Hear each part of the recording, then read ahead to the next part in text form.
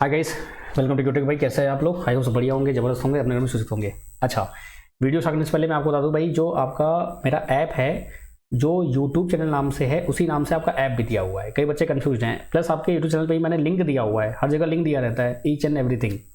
तो video proper देखेंगे तो आपको समझ आएगा भाई ऐप कहाँ मिलेगा आपको, क्योंकि कई बच्चे पूछते हैं सर ऐप का नाम क्या है। तो ऐप यही आपका है, जो चैनल आपका नाम दिया हुआ है, क्यूटेक अड्रेस पांडे। ठीक है, आइए बात करते हैं। आपका नेम वैकेंसी अनाउंस हुई है इसरो IPRC 2023। ये वैकेंसी आपकी 16 में आई थी, 22 में आई थी, 22 नहीं 16 में, 18 में आई थी, 22 में आई थी, तो अभी 23 में फिर आ गई। तो रिक्रूटमेंट जो है वो देखिए आपका थोड़ा सा आगे पीछे हो रहा है। और प्लस वैकेंसी जो मैंने आपसे पहले भी कहा है कि वैकेंसीज आती जाएंगी, आप लोग प्रिपरेशन रखिएगा। ये वैकेंसी वो वैकेंसी हैं जो हर साल में आती रहती है, 2-4-10 वैकेंसी आपको मिलती हैं। लेकिन जो बड़ी वैकेंसीज हैं, आपका रेलवे हो गया, DFCL हो गया, आपका DMRC हो गया, ये सभी आपकी आने वाली हैं। तो इस एग्जाम की तैयारी करने के लिए क्या मोटो होना चाहिए कि आपको RRB JEE देना है, ALP देना है, तो इसका जो सिलेबस होता है डिट्टो वैसा ही होता है। तो आइए बात करते हैं पहले एलिजिबिलिटी क्या है, एग्जाम पैटर्न कैसा होगा, सैलरी क्या है, सिलेबस क्या है और आप कैसे इसको प्रिपेयर कर सकते हैं। तो चलिए शुरू करते हैं अपनी क्लास। एंड जैसा कि आप देखते हैं कि आपका इलेक्ट्रॉनिक्स एंड कम्युनिकेशन का टेक्निकल असिस्टेंट का पोस्ट आपका ये है। इसमें जो एलिजिबल हैं यहाँ पे साफ साफ क्लियरली जो आपका ब्रांच है वो मेंशन है, first class diploma in electronics engineering, जो सिर्फ और सिर्फ इलेक्ट्रॉनिक्स में करता है इंजीनियरिंग, वो भी एलिजिबल है। इलेक्ट्रॉनिक्स एंड कम्युनिकेशन भी एलिजिबल है, इलेक्ट्रॉनिक्स एंड टेलीकम्युनिकेशन भी एलिजिबल है, इलेक्ट्रॉनिक्स एंड इंस्ट्रूमेंटेशन भी एलिजिबल है। और इन्होंने साफ साफ एक कॉलम में बनाया हुआ है कि भाई अगर कोई इंस्ट्रूमेंट कंट्रोल से है, कोई इससे है, कोई उससे है, अगर इसके अलावा कोई और आपके पास डिप्लोमा है तो आप एलिजिबल नहीं है। उसके लिए आप हेल्पलाइन नंबर दिया हुआ है, मेल कर सकते हैं, कांटेक्ट कर सकते हैं उनसे आप। लेकिन जिनका ब्रांच ये है, अब ये नहीं कोई कमेंट करे सर इलेक्ट्रॉनिक्स एलिजिबल है कि नहीं है। इलेक्ट्रॉनिक्स भैया एलिजिबल है, यहाँ पे देखो साफ साफ लिखा है इलेक्ट्रॉनिक्स, आपका ओनली इलेक्ट्रॉनिक्स है तो भी एलिजिबल हो आप। ठीक है, वीडियो पर देखिए करिए तो समझ में आता है आपको। तो ये आपका रहा, आपकी 4 सीट हैं, एक सीट आपका UR में है, SC में है और आपका OBC में आपका दिया हुआ है। अब देखिए जनरली होता क्या है कि लोग कहते हैं सर मेरा एसटी सीट है तो मैं एलिजिबल नहीं हूँ। अगर आपने अपना जो सर्टिफिकेट आपका है, जो भी आप यूज करते हैं, अगर वो यूज नहीं करेंगे तो आप एज अ जनरल माने जाते हैं। अगर आपको कैटेगरी का फायदा लेना है तो कैटेगरी का आप लगाइए, नहीं तो कोई दिक्कत नहीं है। ठीक है, चलिए तो बात करते हैं। ये आपका हो गया। अब 4 सीट हमारे लिए इतना ही रहता है। इलेक्ट्रॉनिक्स में जानते ही हैं 4, 10, 12, 15 सीट, 20 सीट, 25 सीट। लेकिन जो बड़ी वैकेंसी होती हैं उसमें आपका 400, 500, 1000, 2000 सीट भी आती हैं। वो जैसे आपका DFCL हो गया, आपका IMD हो गया, आपका रेलवे हो गया, आपका DMRC हो गया, LMRC हो गया, इन सब में अच्छी खासी वैकेंसी आती है। यहाँ पे आप यही एक्सपेक्ट कर सकते हैं। आप देखेंगे रिकॉर्ड तो आपका 10, 15, 20, 25, 5 ऐसे सीट आपकी आती हैं। और भैया फॉर्म भरेंगे लोग, अगर आपको भरना है तो आप आगे बढ़िएगा, नहीं भरना है तो कोई बात नहीं है। लेकिन ये वीडियो आप जरूर शेयर करिएगा, जो फॉर्म फिल करेंगे उनको ये हेल्प हो जाएगी। ठीक है, चलिए आगे बढ़ते हैं। ओनली इंडियन एलिजिबल है आपका। इसमें टेम्परेरी बोला गया है, लेकिन आपका कंटिन्यू करेंगे ये बोलते हैं एक्चुअली।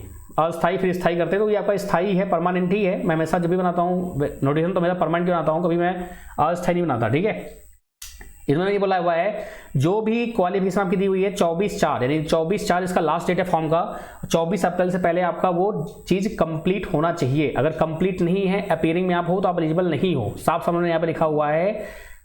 ये नहीं कि जून में पेपर है सर मैं एलिजिबल हूँ क्या, नहीं, बिल्कुल नहीं। 24/4 तक आपके पास डिग्री डिप्लोमा होना चाहिए, जो डिप्लोमा पूछ रहे हैं आपसे। ठीक है, अच्छा देखो यहाँ पर क्या लिखा हुआ है, those who possesses the exact qualification prescribed above, यानी जो लिखा गया है एग्जैक्ट जो लिखा हुआ है वही आपका होना चाहिए। अगर उससे अलग कुछ है will be considered eligible. No equivalent courses will be considered eligible. कोई भी इक्विवेलेंट कोर्स एलिजिबल नहीं होगा।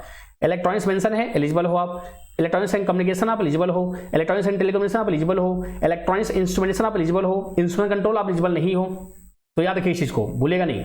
बाकी आपको मेल आईडी दी हुई है नोटिफिकेशन में, आप उसको जाके मेल कर सकते हैं, पूछ सकते हैं आप। ठीक है, चलिए आगे बढ़ते हैं। एज लिमिट क्या होनी चाहिए आपकी भाई? मैक्सिमम जो एज लिमिट है फायरमैन की तो आपकी 25 है, लेकिन जो अदर पोस्ट है उनके 35 ईयर है। तो एक अच्छी अपॉर्चुनिटी फॉर दोज पीपल है जो 30 प्लस हो चुके हैं, 32 प्लस हो चुके हैं। आपके पास अपॉर्चुनिटी अभी भी है और ये इसरो में होता है। 35 ईयर आपको दे देते हैं। सेंट्रलाइज वैकेंसी आपकी है, सेंट्रल वैकेंसी आपकी होती है। बाकी मोस्टली क्या होता है, स्टेट वैकेंसी में आपको 40 ईयर मिलता है, मोस्टली में आपको 30 मिलता है, यहाँ 35 मिल रहा है आपको। तो अच्छा आपके पास अपॉर्चुनिटी है। बाकी जो कैटेगरी वाइज 5 ईयर और आपका 3 ईयर होता है वो तो रहता ही है। तो 35 ईयर जनरल कैटेगरी आपकी ये एज लिमिट है 24/4/2023 तक आपका। ठीक है, पे स्केल आपकी अच्छी होती है, नो डाउट। इसरो है, जॉब अच्छी है, जबरदस्त है, माइंड ब्लोइंग है, आप जानते ही उसके बारे में।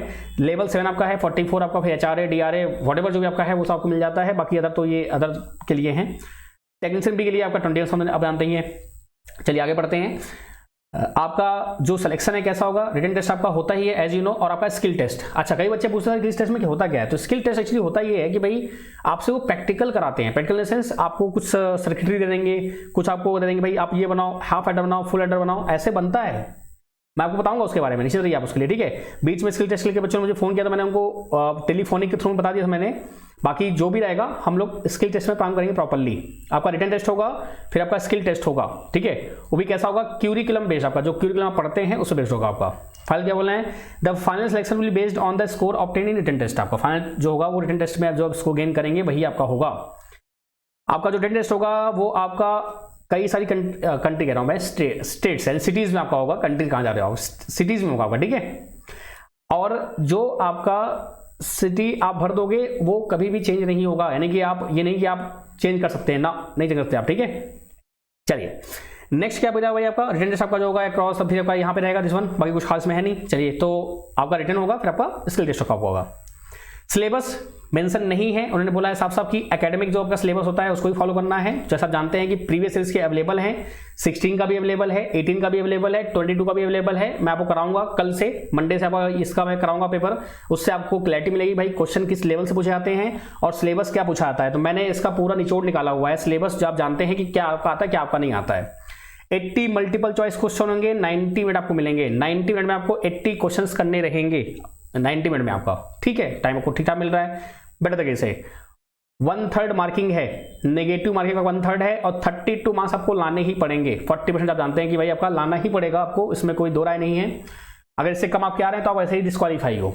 तो 80 में आपका 70 75 तक जाता है स्कोर, आपका 76 तक जाता है, क्योंकि पेपर इजी आता है। लोग बाग डिप्लोमा में एकदम फोड़ रख देते हैं, ठीक है।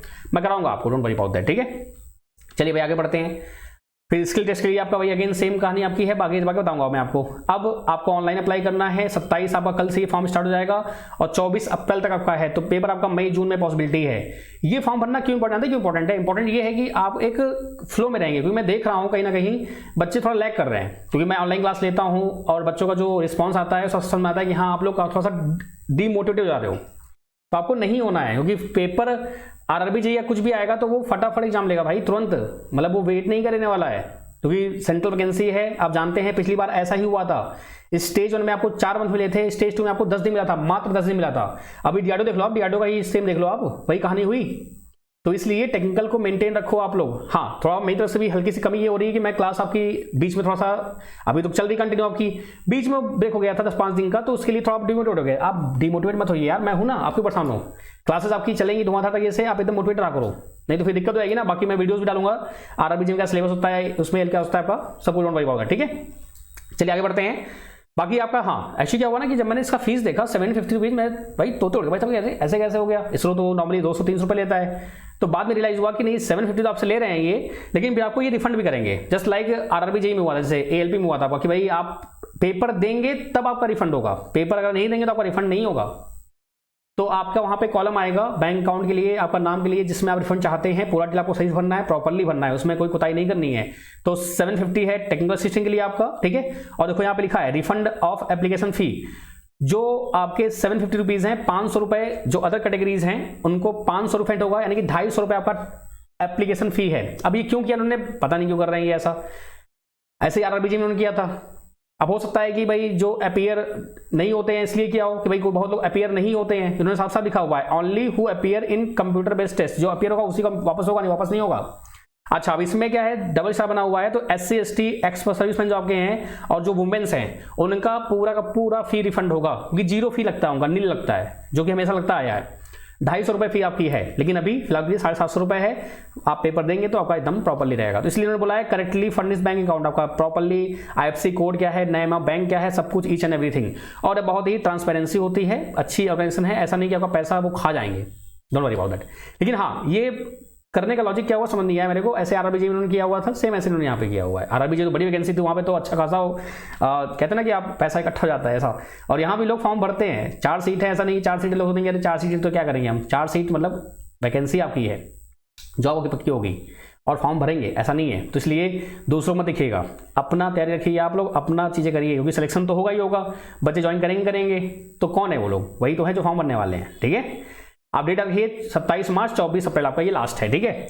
और ज्वाइन करिए इसरो को और अपने देश के हित में कुछ सहयोग करिए जिससे कि आपका भी एक नाम हो, फेम हो, ठीक है। और सिंपल सी बात देखिए, मुद्दा ये है कि भाई गवर्नमेंट जॉब आप जानते हैं स्टेबिलिटी देती है आपको, ठीक है। और कहीं ना कहीं आप स्विच करना चाहते हो कि देखिए जीवन में अगर एक चलती रहती चीज़ ना तो फिर बोर फील होती है और आपको फिर चिड़ सी मचती है लाइफ से लेके। अगर आप थोड़ा सा चेंज करते रहते हैं मामलों को तो क्या होता है कि चीज़ें लगती है स्मूथली चलती हैं। तो इसलिए एक अच्छा अपॉर्चुनिटी है, इसको आप गेन करिए। और अगेन मैंने आपसे कहा कि ये आपको आगे वाले आने वाले एग्जाम्स में हेल्प करेगा। इसमें आप सिलेक्शन आपका होगा ही होगा, फिर आगे जो नेक्स्ट एग्जाम है उनका सिलेक्शन होगा आपका। तो एक अपॉर्चुनिटी मिली है जिससे कि आपको पढ़ने का एक बहाना मिला है। जल्दी होता क्या है कि ये मैं जानता हूं कि 99% स्टूडेंट्स वो होते हैं जो भाई अगर कोई नहीं, वो अगर वैकेंसी नहीं आ रही है तो आप नहीं पढ़ोगे, सिंपल सी बात है। मैं खुद नहीं पढ़ता, लेकिन वही गलती होती है। आपको वैकेंसी का वेट नहीं करना है, आपको लगातार, अब वो क्या कर सकते हैं आप, गवर्नमेंट का फ्लॉज है जो भी है वॉट एवर आपका है। कई लोग बोलते हैं कि सर इलेक्ट्रिकल मैकेनिकल में एसएससी वैकेंसी आती है, लेकिन उनका डेट तो फिक्स नहीं है ना। डेट फिक्स होती है 3 एग्जाम की बस, IIT जेई की हो गई, गेट की हो गई और IAS की हो गई, बस हो गया। बाकी सभी आपकी डेट्स जो होती हैं वो अनडिफाइंड होती हैं। तो इसलिए अब ये नहीं कि रोना बैठना है कि भाई ये चीज करना है, आपको बेस्ट देना है। बाकी मुझे पता है कि ये बहुत ज्यादा इसमें लूप होल्स हैं, तो उसको क्या कर सकते हैं आप लोग। मेरा काम है कि आपको मोटिवेट रखना है ताकि आपकी जो आपका लक्ष्य है उसको पाना आपको है, जॉब के लिए आपको पाना है, ठीक है। इंपॉर्टेंट ये है, तो मोटिवेट रहिए। क्लासेस बीच में नहीं हुई थी, उसका कारण था आपको पता था, लेकिन क्लासेस चल रही हैं। अगर क्लास नहीं हो पा रही है तो आपके पास ऑलरेडी कंटेंट इतना पड़ा हुआ है, ऐप पर पड़ा हुआ है, यूट्यूब पे पड़ा हुआ है। आप देखो, मैंने क्या बोला आपको खुद मोटिवेट रहना है। ऐसा नहीं कि कोई मोटिवेट करे तभी आप मोटिवेट हो। अबे आप लोग अपने आसपास देखो ना यार, आप लोग देखो ध्यान से आसपास जो भी चीजें हैं, तो आपको खुद ही रियलाइज होगा कि हाँ यार चीजें सही नहीं चल रही हैं, तभी आप तैयारी कर रहे हो। अगर आपने फॉर्म भरने का मूड किया हुआ है तो ऑब्वियस सी बात है कि आपने, लॉजिक सी बात है कि कुछ ना कुछ ऐसा हो रहा है आपके जीवन में जो कि सही नहीं हो रहा है, तभी आप फॉर्म फिल कर रहे हैं। तो उस चीज को सोच के आप मोटिवेट रहिए। ऐसा नहीं कि मैं अगर सामने हूं, देखो मैं तो हूं ही, मैं तो आपको क्लास लेता ही हूं, जो भी चीजें रहती हैं, लेकिन आपको इनर मोटिवेशन जरूरी है। Got it. तो आप सभी लोग जो भी हमसे सीनियर हो भी, जो हमसे जूनियर हो भी, आप सभी को बहुत सारा प्यार है। आप लोग भाई अच्छे से तैयारी करिए। जो भी दिक्कतें हैं, जो भी समस्याएं हैं, मैं उसके लिए तैयार बैठा हूं और मैंने हमेशा आपका साथ दिया जो भी रहा है। एनी टाइम आप चाहे जिसने किया उससे पूछिए। आप कभी ऐसा होता है कि हाँ मान लीजिए बिजी शेड्यूल है, हमारी पर्सनल लाइफ होती नहीं हो पाता, लेकिन हाँ अभी मैं ट्राई किया है। बाकी आप बात करें सिलेबस आपका यही है, जैसा मैंने आपसे कहा है कि अगर सिलेबस मेंशन नहीं किया हुआ है तो आपको इतना पढ़ना है, इससे बार आपको नहीं एग्जाम में आएगा। और बाकी आप लोग जब करेंगे ना, आप लोग क्या कहते हैं वो करेंगे, अपन PYQ करेंगे तो अपने आप आपका होगा, ठीक है। बाकी आपको क्या करना है, क्यूटेक अकबर देशपांडे ये ऐप है, इसको आपको डाउनलोड करना है। जो जॉब कर रहे हैं या जिन्होंने अभी तक थ्योरी बिल्कुल नहीं पढ़ी है, जिनका बेसिक बिल्कुल वीक है, जो बेसिक इनका अच्छा है, सब कुछ मस्त है, आप बिल्कुल भी किसी कोर्स ज्वाइन मत कीजिए। थ्योरी बस एक बार 2 बार पढ़ी जाती है, बार बार नहीं पढ़ी जाती। एक बार 2 बार थ्योरी पढ़ लिया आपने, नोट्स बन गए आपके, बस क्वेश्चन प्रैक्टिस करिए मोर एंड मोर। समझे आप, समझे नहीं आप? तो इसलिए अगर थ्योरी बिल्कुल नहीं पढ़ी है तो एक बार जरूर थ्योरी आप कवर कर लीजिए।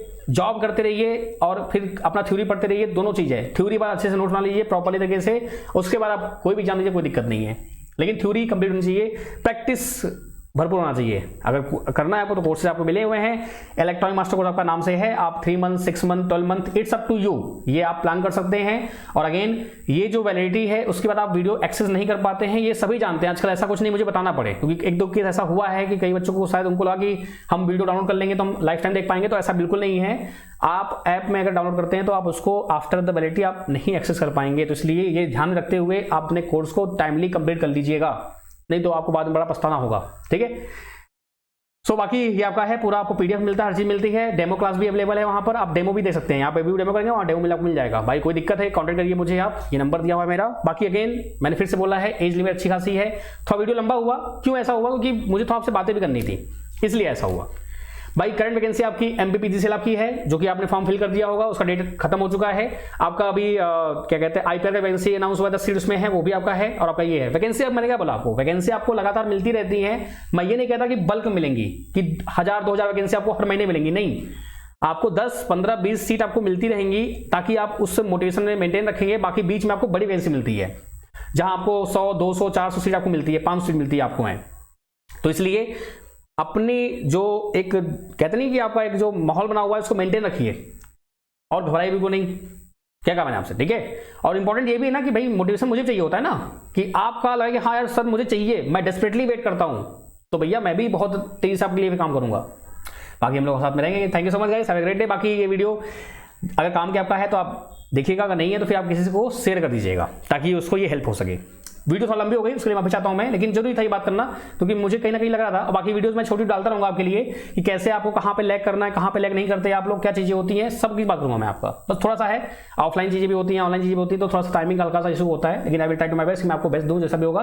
बाकी कल मिलते हैं, कल आपका ये PYQ कराएंगे हम लोग, जितना भी इसरो का है, 16 का, 18 का, 22 का, तो आपको एक क्लैरिटी मिल जाएगी। बाय बाय, टेक केयर, अपना पास करिए, मुस्तैद रहिए।